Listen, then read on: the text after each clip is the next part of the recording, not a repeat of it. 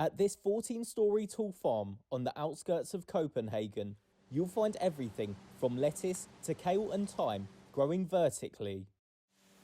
After 3 years in business, Nordic Harvest Farm is now looking to expand its output and production. So right now we are planning to expand in Germany, Norway and Sweden over the next 3 years. Anders Reimann is the founder and CEO of Nordic Harvest.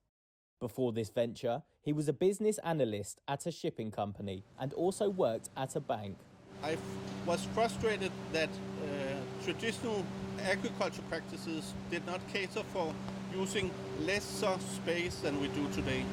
So after a lot of thinking, I found out that maybe vertical farming would be able to produce much more food on an optimized space inside cities without use of pesticides, and to cater for agricultural land to be converted back into their original state, namely forests.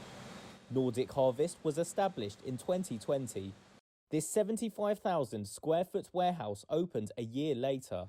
During that time, the company has experimented with different seeds to improve their yield, tweaking what they grow and the settings for the plants to grow in.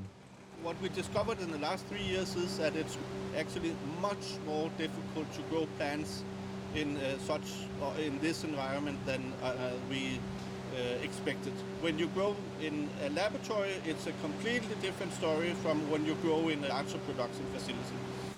Some plants now have a yield several times greater than when the company first started production. For example, they can harvest certain types of lettuce 30 times a year. Nordic Harvest is now looking into the possibility of recycling the roots from their produce.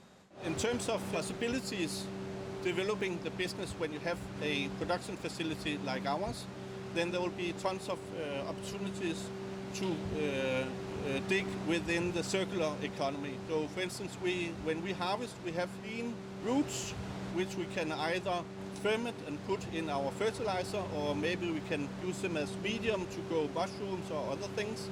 So we are investigating this a bit.